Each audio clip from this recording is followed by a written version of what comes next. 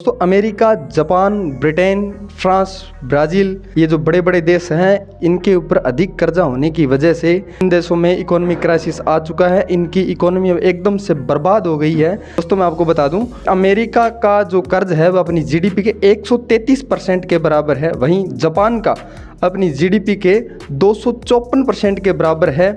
वहीं फ्रांस का 115% है और ब्राज़ील का 98% है अपनी जीडीपी के और ब्रिटेन का 104% है अपनी जीडीपी के।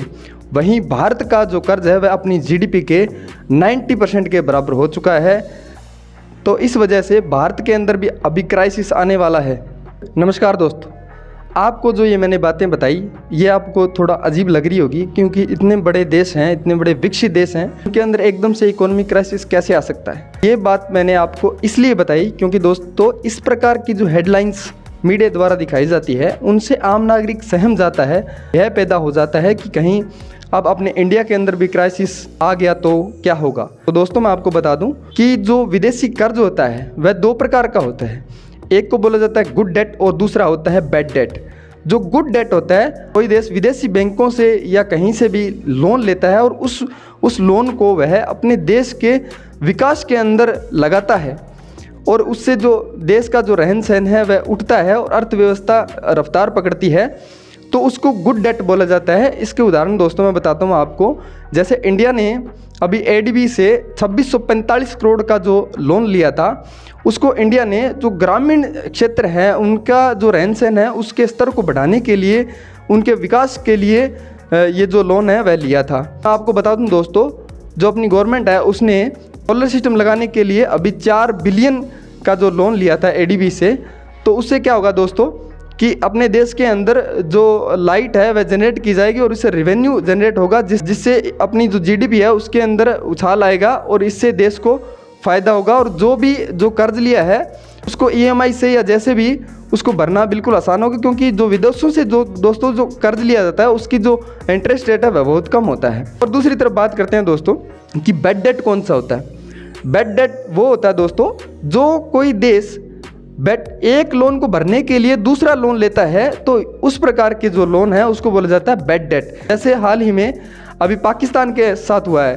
पाकिस्तान ने सऊदी अरब से लोन लिया था चाइना का लोन चुकता करने के लिए, और थोड़े समय बाद चाइना से लोन लिया पाकिस्तान ने सऊदी अरब का लोन चुकाने के लिए।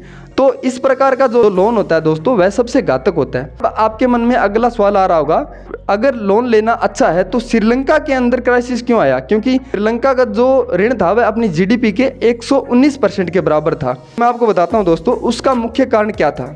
दोस्तों 2018 तक जो श्रीलंका था वह एक बहुत ही सुंदर, दुनिया का जो टॉप पर्यटक स्थल है उनमें से एक था। 2018 के अंदर 2.3 मिलियन जो पर्यटक थे पहुंचे थे। जो जीडीपी के अंदर जो पर्यटन का जो हिस्सा था वह 12 से 13% था। एकदम सब कुछ सही चल रहा था। लेकिन दोस्तों 2019 के अंदर क्या हुआ, एक बम विस्फोट हुआ श्रीलंका के अंदर और उसके अंदर 290 लोग मारे गए, जिनमें से 45 लोग वो थे जो श्रीलंका के अंदर पर्यटक के रूप में आए थे। जिससे क्या हुआ, जो विदेशी लोग थे उनके अंदर क्या डर पैदा हो गया और श्रीलंका के अंदर दिनों दिन पर्यटक थे उनकी संख्या कम होती गई। और साथ ही दोस्तों मार्च 2020 के अंदर कोविड का प्रभाव आ गया, जिसकी वजह से सारे देशों में लॉकडाउन लग गए थे। श्रीलंका का जो पर्यटन था वह एकदम से तहस नहस हो गया था, जिसकी वजह से रेवेन्यू एकदम से कम हो गया था। अब आप सोच रहे होंगे दोस्तों कि 12 से 13% जीडीपी कम होने की वजह से क्राइसिस आ गया।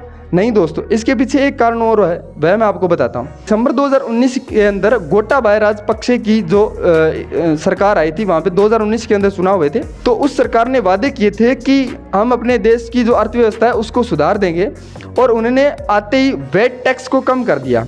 वैसे तो ये चीज़ एकदम सही होती है कि अगर टैक्स को कम किया जाता है लोगों की जो वस्तु में खरीदने की क्षमता है वह बढ़ जाती है और जो इकोनॉमी है उसके अंदर रफ्तार आ जाती है, तेज़ी आ जाती है।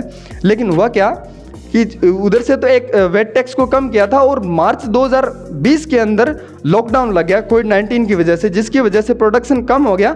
और प्रोडक्शन तो होता क्या कि लोग घरों से बाहर आने से भी डरने लग गए थे, जिसकी वजह से रेवेन्यू एकदम से डाउन आ गया था। और तीसरा कारण ये भी था कि जो सरकार थी उसने एकदम से निर्णय लेकर जैविक खेती अपनाने का निर्णय ले लिया। और बाहर से जो पेस्टिसाइड्स आ रहे थे उनको एकदम से बैन कर दिया।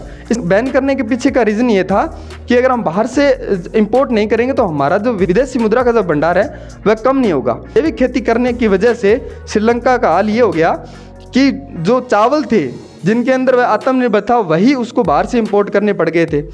तो दोस्तों जो श्रीलंका है उसकी जो दैनिक जीवन की वस्तुएं हैं वो भी उसको बाहर से खरीदनी पड़ती है, क्योंकि इतना बड़ा देश नहीं है और सारी चीज़ों का वहाँ पे उत्पादन नहीं होता है। तो इसलिए विदेशी जो मुद्रा था उसका भंडार कम हो गया और बाहर से जो वस्तुएं खरीद पाना मुश्किल हो गया था श्रीलंका के लिए। इसलिए वहाँ पे जो वस्तुएं महंगाई थी वह बहुत उच्च स्तर पे चली गई थी और जो लोग थे वह उस सरकार का विरोध करने लग गए थे। तो इन सभी कारणों की वजह से श्रीलंका के अंदर क्राइसिस आया था।